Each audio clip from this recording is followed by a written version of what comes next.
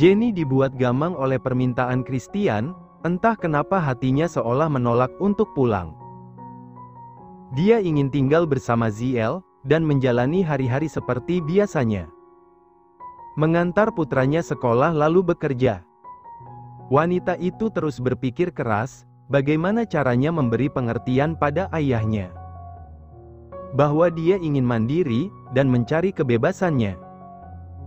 Hingga akhirnya, Jenny menghela nafas panjang, dia memberanikan diri mengangkat kepala, untuk menatap Christian. "Pa, aku sudah bekerja di salah satu perusahaan setelah bercerai dengan Michael. Aku tidak mau merepotkan Papa lagi, jadi aku ingin menata hidupku sendiri bersama dengan Ziel. Dan Papa tenang saja, aku bisa jaga diri, aku juga akan sering pulang ke rumah untuk menjenguk kalian." Jenny menatap kedua orang tuanya dengan mimik wajah sungguh-sungguh. "Aku ingin tetap tinggal berdua dengan anakku, Pa, Ma." Pungkasnya lalu menunduk. Entah keputusan yang dia buat sudah benar atau belum. Namun, dengan menerima permintaan Christian, Jenny malah merasa tak tenang, seperti ada sesuatu yang akan hilang. "Kamu yakin dengan keputusanmu?" tanya Christian memastikan. Jenny mengangguk cepat, tidak ingin membuat ayahnya melihat bahwa dia ragu. "Aku yakin, Pa." Christian pun akhirnya mengangguk-anggukan kepala. Jenny sudah besar, dan dia tidak mau bersikap keras kepala dengan mengekang kebebasan putrinya. "Baiklah, jaga dirimu, Jen. Di sini Mama dan Papa akan terus mendoakanmu. Semoga kamu bisa menemukan kebahagiaan yang sesungguhnya," ucap Christian. Mendengar itu Jenny langsung mengulum senyum tipis. Dia kembali memeluk tubuh ayahnya. Sebuah pelukan yang menjadi penutup pertemuan mereka hari ini. Karena setelah itu, Jenny pamit untuk pulang. Christian dan Marino mengantar Jenny hingga di ambang pintu, dan mereka bisa melihat Jenny masuk ke dalam mobil mewah, entah milik siapa. Mata Christian menyipit, dari mobil yang dibawa saja, pria parubaya itu sudah tahu, bahwa seseorang yang bersama Jenny bukanlah orang biasa. "Cih, putriku pintar juga cari gantinya." Malam pun tiba. Tadi siang Anek sudah menjanjikan sebuah makan malam pada Jenny dan Ziel. Pria tampan itu akan menjemput, tepat pukul 7. Dan seperti ucapannya, kini Anek sudah berada di basemen apartemen tempat di mana Jenny dan Ziel tinggal. Tanpa menunggu lama, dia langsung naik. Menyusuri lorong, hingga ia berdiri tepat di depan apartemen wanita itu. Anek menekan password, begitu pintu terbuka ia langsung tersenyum sumringah. Sebagai pemilik apartemen, Anek melangkah sesuka hati. Bahkan tanpa mengetuk pintu dia langsung membuka pintu kamar Jenny. "Boy, Mommy sudah bilang tunggu di luar, Mommy sedang pakai baju," ucap Jenny dengan sedikit meninggikan pita suaranya. Mendengar itu, Anek menyeringai tipis.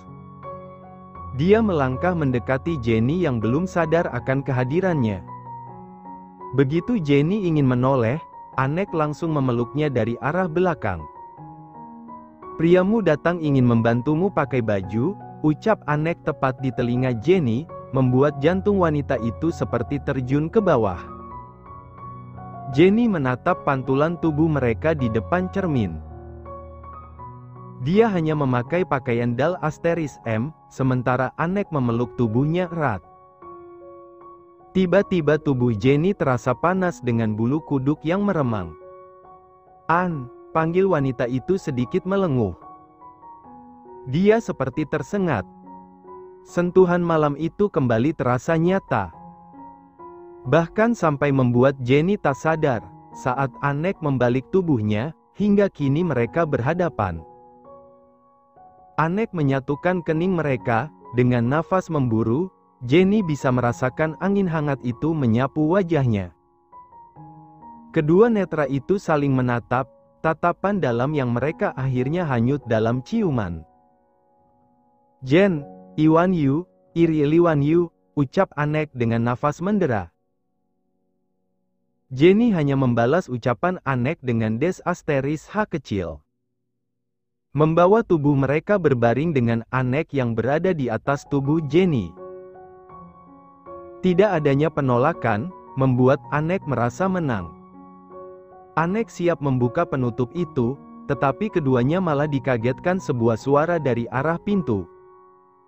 "Mommy, Daddy, kalian?" Kerik, kerik, kerik. Anek dan Jenny nyengir kuda. "Hehe, Daddy sedang mengambil semut di tubuh Mommy." "Ziel, jangan yang berpikir yang tidak-tidak." Ziel terkekeh kecil, membuat Anek dan Jenny saling pandang. "Kalau begitu lanjutkan saja ambil semutnya. Tapi lain kali jangan lupa tutup pintu ya." Blus. Setelah kepergian Ziel, Jenny dan Anek saling pandang. Begitu sadar Jenny mendorong dada Anek, tetapi pria itu masih mempertahankan posisinya. Mengungkung tubuh Jenny, membuat wanita itu tak dapat lari kemana-mana. Menyingkirlah," cetus Jenny. Sekarang dia sedang tidak punya muka di depan Ziel, dan dia tidak mau menambahnya dengan melanjutkan kegiatan gila itu. "Dir, apa kamu tidak dengar apa yang Ziel bilang? Dia memberi kita izin untuk melanjutkan kegiatan ini," balas Anek kukuh. Dia sedikit menindih tubuh Jenny. Wanita itu memekik tertahan. "Tapi aku tidak mau," ujarnya dengan membuang wajah. "Hei, ada apa? Kenapa malah menolakku?" Jenny terlihat gelagapan, tidak munafik dia memang suka sentuhan Anek. Namun, hubungan mereka belum sejauh itu, dia masih saja ingin memastikan bahwa perasaan ini bukanlah tabu. Dia tidak ingin kecewa, apalagi kalau sampai Anek pergi meninggalkannya di saat ia sudah jatuh cinta. "Kamu belum percaya padaku?" Tanya Anek dengan tatapan menelisik, ingin mencari jawaban dari mata Jenny. Benar, wanita itu masih terlihat ragu dengan perasaannya, dan Anek tidak bisa memaksa. Yang ada Jenny akan semakin menjauh darinya. Anek menarik nafas dalam-dalam, dia bangkit dari atas tubuh Jenny dengan wajah sedikit kecewa. "Baiklah, kalau kamu masih tidak percaya. Besok, aku akan perlihatkan kegilaanku untuk memilikimu," ucap pria tampan itu, lalu menjauh dari sisi ranjang. Anek mengambil satu bungkus rokok seraya melangkah ke arah jendela. "Bersiaplah, aku tunggu di sini." Tiba-tiba nada bicara Anek terdengar dingin. Jenny terus menatap punggung kekar itu dengan rasa bersalah. Namun, dia tidak ingin gegabah. Kalaupun Anek memang benar-benar mencintainya, pria itu tidak akan mungkin lari begitu saja. Sementara di bumi belahan lain, Elle baru saja sampai di kediaman rumah keluarga Liam. Wanita bak Barbie hidup itu turun dari mobil. Kakinya bergerak kecil-kecil menunjukkan rasa gemas, karena merasa tak sabar untuk bertemu pria pujaannya. "Nona, apa saya perlu menunggu?" tanya si supir. Elle langsung menggeleng. Kalau pria parubaya itu menunggu dirinya, Chaka pasti tidak akan mengantar ia pulang ke rumah. "Tidak perlu, aku akan lama di sini, jadi kamu pulang saja," jawab Elle. Tanpa menunggu supir pribadinya bicara, Elle sudah melangkah untuk masuk ke dalam rumah. Setelah mengetuk pintu 3 kali, akhirnya Elle bisa masuk. Dia disambut oleh Siska, ibu dari Chaka. "Selamat malam, Mami mertua," sapa Elle seraya menyalimi tangan Siska. Kemudian mereka melakukan cipika-cipiki. Bersamaan dengan itu Ron keluar dari kamar, melihat siapa yang datang. Pria parubaya itu tersenyum lebar. "Loh, Elle datang dengan siapa?" tanyanya. "Elle datang sendiri, Papi mertua," jawab El dengan tersenyum sumringah. Mendengar itu, Ron terkekeh kecil. Sedari dulu anak bosnya ini tidak pernah berubah. Selalu saja memanggil dia dan sang istri dengan embel-embel mertua. Ya, mereka tidak melarang. Ron dan Siska malah berharap Chaka dan El benar-benar bisa menikah. Supaya pria Cap es balok itu bisa merasakan apa itu cinta dan bercinta, jangan pikirannya itu hanya bekerja, bekerja, dan bekerja. Pas sekali El, Mami baru saja selesai memasak makan malam, jadi kita bisa makan sama-sama. Mami panggil Vita sama Chaka dulu ya, ujar Siska di saat mereka melangkah secara bersamaan menuju meja makan. Siska pamit hendak memanggil anak-anaknya, tetapi baru saja melangkah El langsung mencekal pergelangan tangan calon ibu mertuanya. Mami, boleh tidak kalau El yang panggil Kak Caca? Pinta wanita cantik itu dengan menunjukkan wajah yang menggemaskan. Siska tersenyum lalu mengangguk. Tentu saja boleh, kalau begitu biar Mami panggil Vita. Setelah mendapat izin dari Siska, tanpa banyak kata, El langsung melangkah menuju kamar Chaka. Sementara di dalam sana, Chaka sedang membersihkan tubuhnya. Sepulang dari kantor dia ketiduran. Begitu bangun ternyata hari sudah gelap, tanda malam mulai menjelang. Chaka mengguyur seluruh tubuhnya yang dipenuhi busa, ia menyugar rambut, lalu menyambar handuk. Pria tampan itu keluar dengan melilitkan benda tersebut di sepanjang pinggangnya. Chaka sama sekali tak merasakan kehadiran El di kamarnya, dia melangkah ke arah lemari, mengambil satu kaos rumahan dan juga celana kolor. Karena merasa tidak ada siapa-siapa, Chaka main buang handuk ke sembarang arah.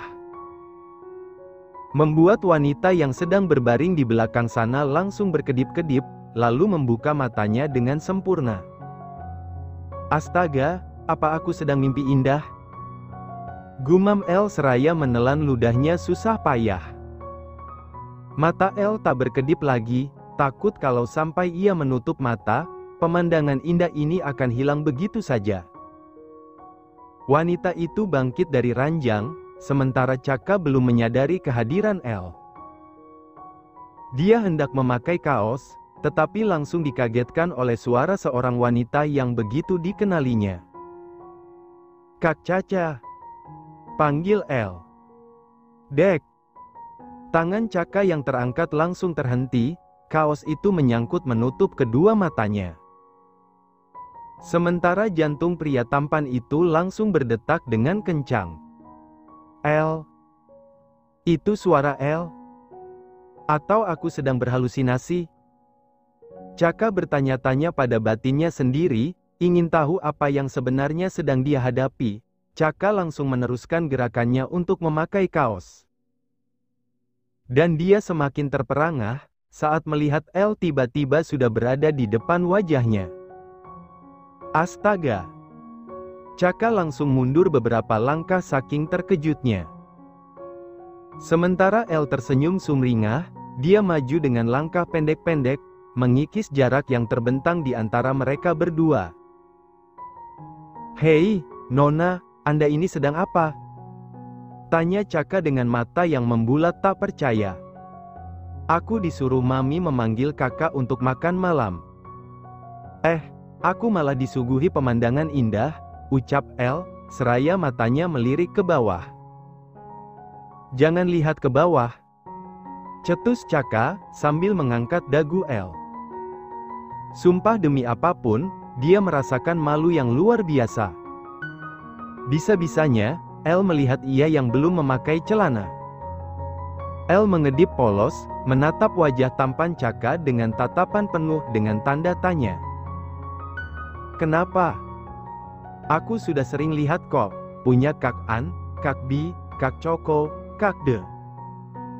Tapi kalau punya Dedi belum pernah. Hanya Momi yang boleh melihatnya. Chaka semakin membulatkan kedua netranya, tak habis pikir dengan tingkah El, kenapa tidak tahu malu begini. Pakai acara membeberkan pernah lihat punya si ini, punya si itu. Tapi, Nona, saya ini berbeda, saya bukan kakakmu, jadi Anda tidak bisa masuk ke kamar orang lain dengan sembarangan. Dan perlu Anda ingat, saya adalah pria dewasa yang bisa saja melakukan apapun padamu. Kalau memang Kak Caca bisa melakukan apa padaku? Potong El, menatap manik mata Caka dengan penuh cinta. Dia hendak melirik ke bawah, tetapi lagi-lagi Caka menahan dagunya. Pria itu membalik posisi, mendorong El hingga wanita itu menabrak lemari pakaian. El memang tidak bisa diremehkan, wanita bak Barbie ini terlalu berani untuk menodong lawan. Nona, jangan memancing saya, lebih baik Anda keluar. Cetus Caka, dia terus menahan rasa malunya. Kalau aku tidak mau bagaimana? El menolak keinginan Caka, lagi pula kenapa dia harus keluar, padahal Caka tinggal memakai celana. Aku sudah melihatnya, jadi aku tidak masalah kalau Kak Caca memakainya di depanku. Atau kamu perlu bantuanku? Astaga, Eliana Sancha. Wanita ini benar-benar membuatku malu dan sakit kepala. Caka mengepalkan tangannya kuat, sementara rahang pria itu mengeras. Apa wanita ini perlu ditantang? Agar tidak terlalu meremehkannya. Kak Caca, cepat putuskan, nanti milikmu kedinginan lo, ucap El lagi membuyarkan lamunan Caka. Pria tampan itu menatap El dengan sengit, sementara El terlihat begitu santai menghadapi pria yang dicintainya. Hah, aku pakaikan saja ya, putus El, menepis tangan Caka yang terus memegang dagunya. Namun, tidak berhasil, pria itu malah mencengkram dagu El dengan kuat, dan melandaskan sebuah serangan di bibir ranum itu. Kini giliran El yang membulatkan matanya, apa semua ini benar-benar mimpi indah? Caka menciumnya. Rasa terkejut itu berubah menjadi senyum sumringah. El sedikit melenguh, saat kulitnya terus digesek dengan manja, dan suara itu yang membuat Caka sadar seketika. Apa yang dia lakukan? Bodoh. Caka langsung melepaskan ciumannya bersama El, ia menatap wanita itu sebentar, tanpa bicara Caka melangkah cepat dengan tubuhnya yang setengah telanjang. Sial, apa yang aku lakukan? Hanya dalam hitungan detik Caka sudah berada di dalam kamar mandi. Caka mengintip El dari balik celah, wanita itu masih berdiri mematung dan mencoba mengatur nafasnya. Nona, pergilah. Lupakan apa yang baru saja terjadi di antara kita. Dek. Jantung El seperti diremat. Apa katamu? Lupakan. Apa kamu seorang pengecut? Kamu berani melakukannya, tapi kamu malah menyuruhku melupakannya. Tanya El, menatap nanar pintu kamar mandi yang sedikit terbuka. Caka memejamkan matanya sejenak, dia tidak tahu kosakata apa yang harus ia gunakan untuk membuat El pergi dari kamarnya. Nona, saya. Kalau kamu memang tidak menyukaiku, tolak aku. Tolak aku secara terang-terangan. Selama ini aku hanya melihatmu seolah acuh, tapi di belakang kamu selalu memperhatikanku. Benarkah kamu sangat tidak menyukaiku? Mati sudah. Caka tidak bisa lagi mengelak, ternyata El merasakan bagaimana kepeduliannya. Asal kamu tahu, aku mendengar semua ucapanmu malam itu, aku hanya pura-pura mabuk. Dek.